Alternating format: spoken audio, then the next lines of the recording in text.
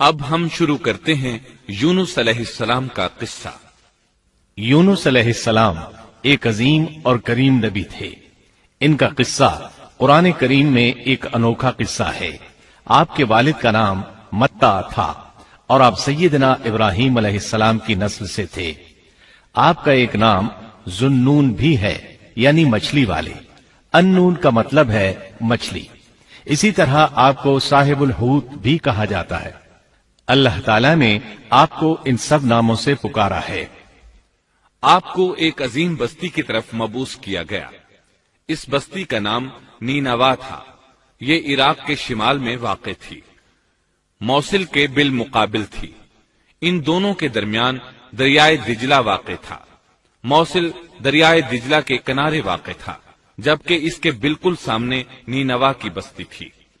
امام ابن کثیر رحمت اللہ علیہ نے نینوا کے بارے میں اور ان آثار و باقیات کے بارے میں لکھا ہے جو ان کے زمانے میں موجود تھیں۔ وہاں کچھ بت تھے جو اوندھے منہ گرے پڑے تھے۔ اللہ تبارک و تعالی نے یونس علیہ السلام کو نینوا کی طرف رسول بنا کر بھیجا۔ سورۃ الصافات آیت 139 میں ہے، اور بے شک یونس رسولوں میں سے تھے۔ آگے اللہ آیت 147 میں فرماتے ہیں، اور ہم نے اسے 1,00,000 بلکہ اور زیادہ آدمیوں کی طرف بھیجا۔ یعنی ان کی تعداد 1,00,000 سے زیادہ تھی۔ رہا یہ سوال کہ لاکھ سے کتنے زیادہ تھے، اکثر علماء کرام نے وضاحت کی ہے کہ وہ 1,00,000 سے قریباً 20,000 زیادہ تھے۔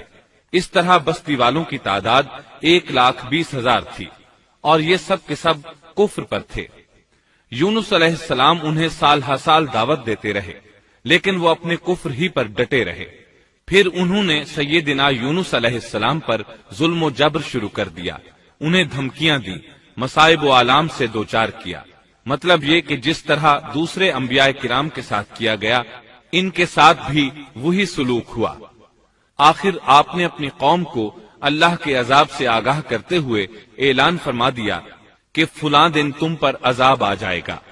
پھر خود غصے کی حالت میں اس بستی سے نکل گئے، جبکہ اللہ تعالیٰ نے انہیں متعین دن کی مہلت دینے کی اجازت تو دی تھی، لیکن اس بستی سے نکل جانے کا حکم نہیں دیا تھا۔ جب آپ نے انہیں یہ مہلت سنائی تو خود غصے کی حالت میں بستی سے نکل گئے۔ سورہ انبیاء آیت 87 میں اللہ تعالیٰ فرماتے ہیں، مچھلی والے کو یاد کرو جبکہ وہ غصے سے چل دیا اور خیال کیا کہ ہم اسے نہ پکڑ سکیں گے۔ اس آیت کی تفسیر میں امام رازی رحمہ اللہ لکھتے ہیں، جس نے یہ گمان کیا کہ اللہ تعالیٰ اسے پکڑنے کی قدرت نہیں رکھتا، وہ آدمی کافر ہے۔ سیدنا امیر معاویہ رضی اللہ عنہ سے روایت ہے، انہوں نے سیدنا ابن عباس رضی اللہ عنہما سے کہا، آج رات قرآن کریم کی چند آیات کے معانی میں میں الجھ کر رہ گیا ہوں، مجھے کوئی راستہ سجھائی نہیں دے رہا کہ اس الجھن سے کس طرح نکلوں۔ مجھے بس آپ ایسے نظر آتے ہیں جو ان آیات کا مطلب بتا سکتے ہیں، کم از کم میں ان آیات کی تفسیر اور تعبیر نہیں سمجھ سکا۔ ابن عباس رضی اللہ عنہما نے پوچھا، وہ کون سی آیات ہیں؟ سیدنا امیر معاویہ رضی اللہ عنہ کہنے لگے، یونس علیہ السلام کا یہ خیال کرنا کہ اللہ تعالیٰ ان پر قدرت نہیں رکھتے۔ یہ سن کر سیدنا ابن عباس رضی اللہ عنہما نے فرمایا، اس سے مراد یہ نہیں، یہ لفظ قدر یہاں تنگی کے معنی میں آیا ہے، قدرت اور طاقت رکھنے کے معنی میں نہیں۔ اللہ تعالیٰ نے قدر بمعنی تنگی اور قدر بمعنی قدرت دونوں کا استعمال کیا ہے۔ تنگی کے معنی کی مثال سورۃ الطلاق آیت نمبر 7 میں ہے، اور جس پر اس کے رزق کی تنگی کی گئی ہو، اسے چاہیے کہ جو کچھ اللہ تعالیٰ نے اسے دے رکھا ہے اسی میں سے اپنی حیثیت کے مطابق دے۔ تو اس آیت میں بھی یہی معنی مراد ہے کہ انہوں نے گمان کر لیا ہم ان پر تنگی نہیں کریں گے، یعنی ان کا خیال یہ تھا کہ اگرچہ وہ اللہ تعالیٰ کی اجازت کے بغیر نکل کھڑے ہوئے ہیں، پھر بھی اللہ ان پر تنگی نہیں کریں گے، کیونکہ وہ اللہ کے ایک معزز نبی اور رسول ہیں، اور ان کی قوم کے لوگ اللہ کی گرفت اور اس کے عذاب کے مستحق ہیں۔ انہی پر اللہ کا عذاب نازل ہونے والا ہے۔ اس عذاب کی خبر انہیں پہلے ہی سنا دی گئی ہے اور مہلت دے دی گئی ہے، مگر وہ خود اگرچہ اللہ کی اجازت کے بغیر ہی چلے آئے ہیں، پھر بھی انہیں سرزنش نہیں کی جائے گی اور وہ کسی گرفت میں نہیں آئیں گے۔ اللہ تعالیٰ ان کے لیے کوئی تنگی نہیں فرمائیں گے۔ اللہ تعالیٰ سورۃ الانبیاء آیت 87 میں فرماتے ہیں، اس نے خیال کیا کہ ہم اسے پکڑ نہیں سکیں گے۔ مطلب یہ کہ ہم انہیں کوئی سزا نہیں کریں گے اور ان پر کسی طرح کی تنگی نہیں کریں گے، اور وہ سمندر کی طرف چل دیے۔ انہی دنوں میں عذاب الہی کی کچھ علامات نینوا بستی پر ظاہر ہونا شروع ہو گئیں۔ ایک بہت بڑا سیاہ بادل ان کی طرف بڑھنے لگا۔ اس بادل میں آگ کے شعلے دکھائی دینے لگے۔ ان لوگوں نے یہ بادل ان متعین دنوں میں سے پہلے ہی دن دیکھ لیا۔ اس کو دیکھتے ہی وہ سمجھ گئے کہ جس طرح سیدنا یونس علیہ السلام نے انہیں آگاہ کیا تھا، یہ عذاب ان پر نازل ہو کر رہے گا، اور جو عذاب سیدنا لوط علیہ السلام کی قوم پر آیا تھا وہ اس کے بارے میں بھی اچھی طرح جانتے تھے۔ وہ بستی ان کی بستی کے قریب ہی تھی، اس لیے وہ ڈر گئے۔ ان کے سردار جمع ہوئے اور کہنے لگے، جیسے تم سے پہلے لوگوں پر عذاب اترا کرتے تھے، تم پر بھی یہ نازل ہو کر رہے گا، جلدی کرو، سب جمع ہو جاؤ۔ چنانچہ انہوں نے اس بات پر اتفاق کر لیا کہ سیدنا یونس علیہ السلام نے بالکل سچ فرمایا تھا۔ اللہ کی قسم، یہ بالکل وہی عذاب ہے، تم اللہ کے عذاب سے نجات نہیں پا سکو گے۔ اس سے بچنے کی ایک ہی صورت ہے کہ تم ایمان لے آؤ اور توبہ کر لو۔ اس طرح وہ سب کے سب ایمان لے آئے، لیکن سیدنا یونس علیہ السلام وہاں موجود نہیں تھے۔ ان کی عدم موجودگی میں یہ سب کے سب یعنی 1,20,000 افراد ایمان لے آئے۔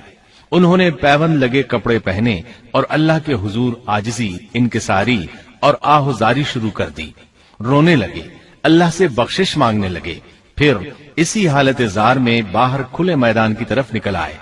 ان کے سرداروں نے سب کو الگ الگ کر دیا، یہاں تک کہ ماں اور بیٹے کو بھی جدا کر دیا۔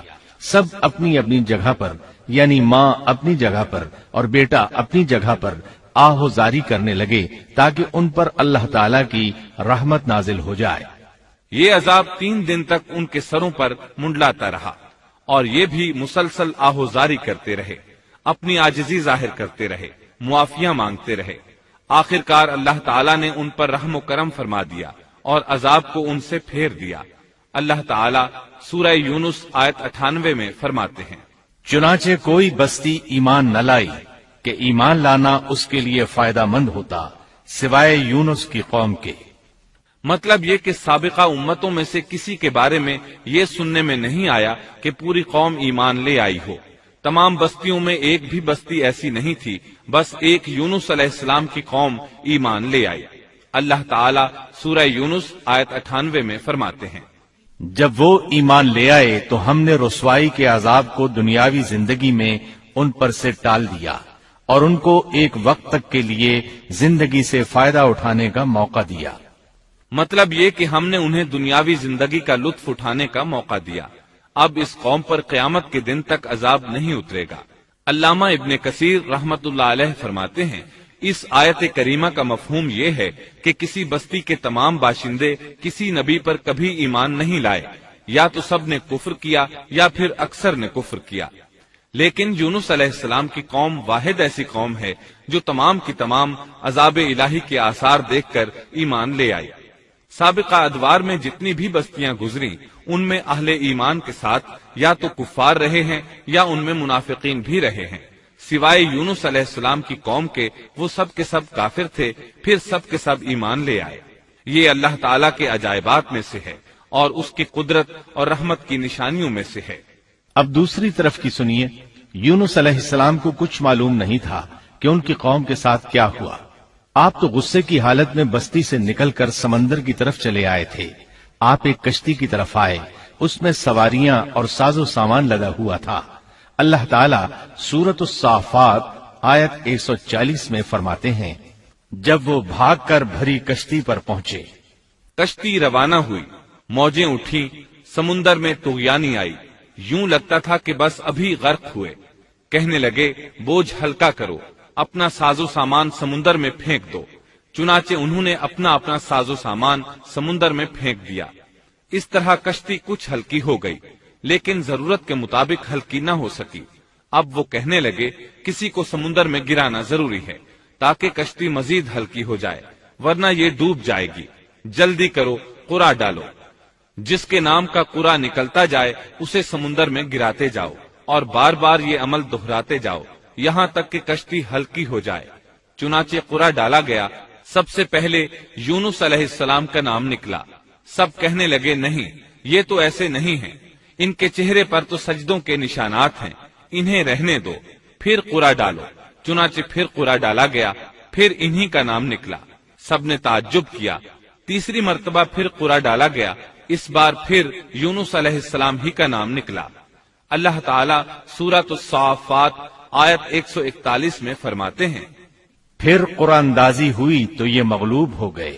ہر بار انہی کا نام نکلا۔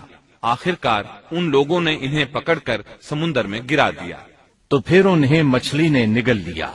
حوت بڑی مچھلی کو کہتے ہیں۔ اللہ تعالی نے حوت کو القاء فرمایا، انہیں کھانا نہیں، نہ ان کے جسم کو کوئی گزند پہنچے۔ یہ اس مچھلی کو اللہ تعالی کے احکامات تھے۔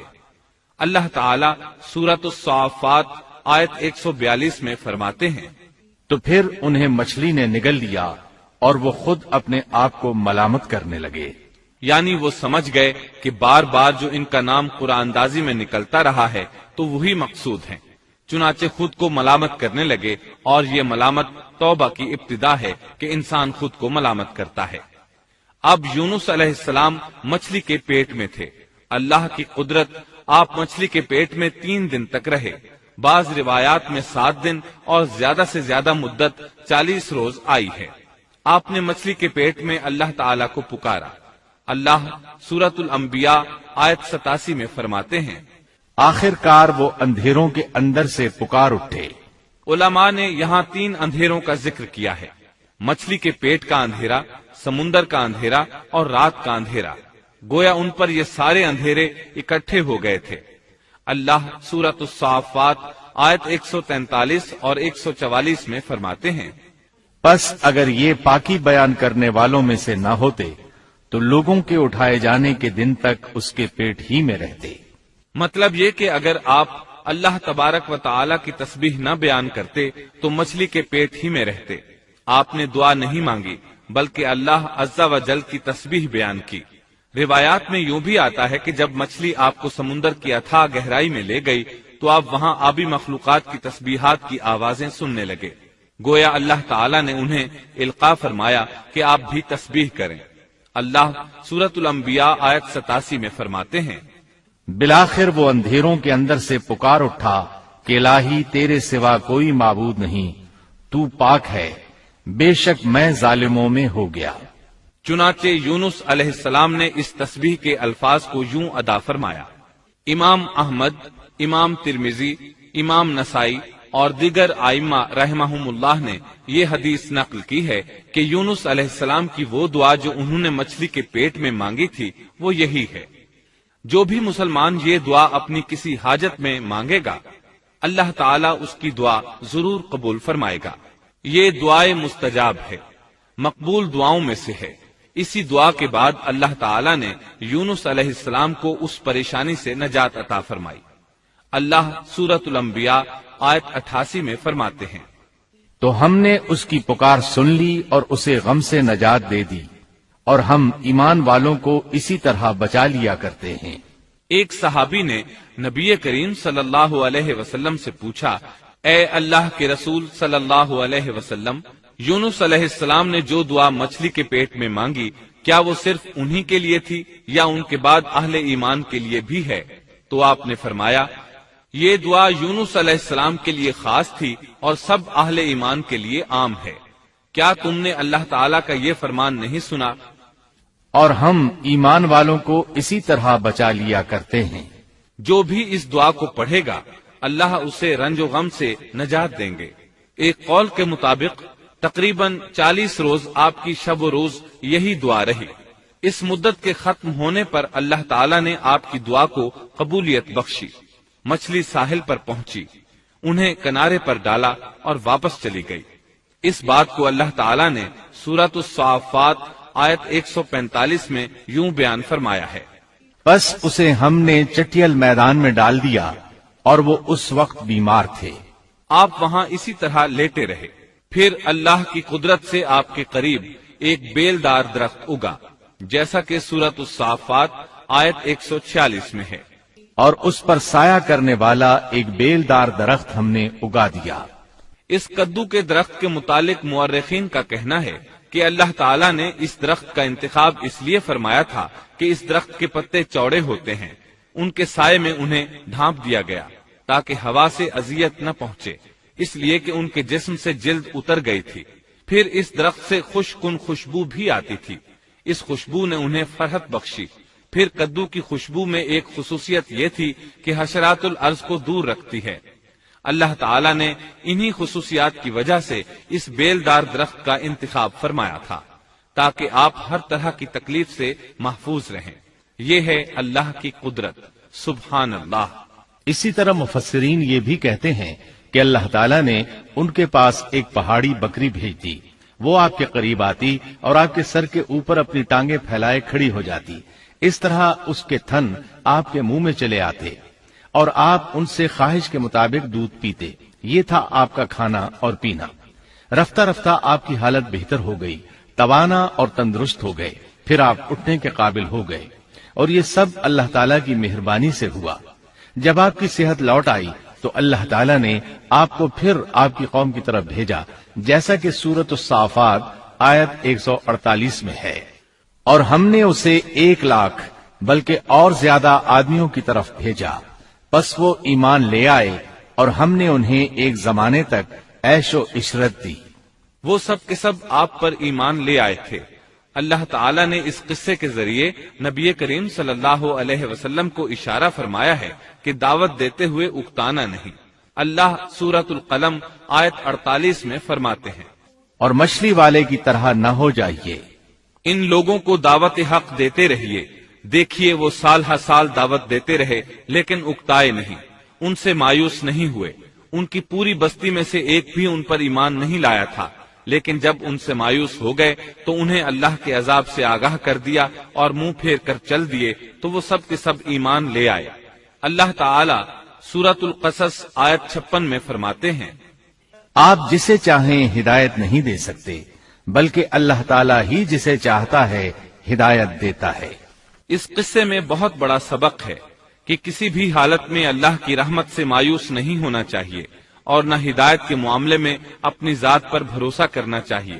ہدایت تو بس صرف اللہ تعالیٰ ہی کی طرف سے ہے، آپ کے ذمے تو پیغام حق پہنچا دینا ہے۔ اللہ سبحانہ و تعالیٰ کے ذمے ہدایت سے نوازنا ہے۔ اللہ تعالیٰ نے انہیں پاک صاف بنا دیا، انہیں چن لیا۔ اللہ خود ہی سورۃ القلم آیت 50 میں وضاحت فرماتے ہیں، اسے اس کے رب نے پھر نوازا اور اسے نیک لوگوں میں کر دیا۔ امام مسلم نے ایک حدیث روایت کی ہے کہ نبی کریم صلی اللہ علیہ وسلم نے فرمایا، تم میں سے کوئی شخص ہرگز یہ نہ کہے کہ میں یعنی محمد یونس بن متا سے بہتر ہوں، یعنی یوں نہ کہے کہ میں سیدنا یونس علیہ السلام سے افضل ہوں، وہ اس طرح کہ وہ تو اپنی قوم کے ایمان لانے سے مایوس ہو گئے تھے اور میں مایوس نہیں ہوں۔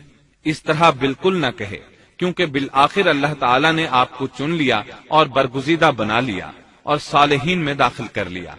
اس واقعے میں نبی کریم صلی اللہ علیہ وسلم کو جو ہدایت دی گئی ہے اس کا ذکر سورۃ القلم آیت 41 میں آتا ہے، پس تو اپنے رب کے حکم کا صبر سے انتظار کر اور مچھلی والے کی طرح نہ ہو جا۔ مطلب یہ کہ یونس علیہ السلام کی مانند نہ ہو جائیے جو اپنی قوم کے ایمان لانے سے مایوس ہو گئے تھے۔ یقیناً دین کی دعوت اور حق کے پرچار میں یہ بہت عظیم سبق ہے۔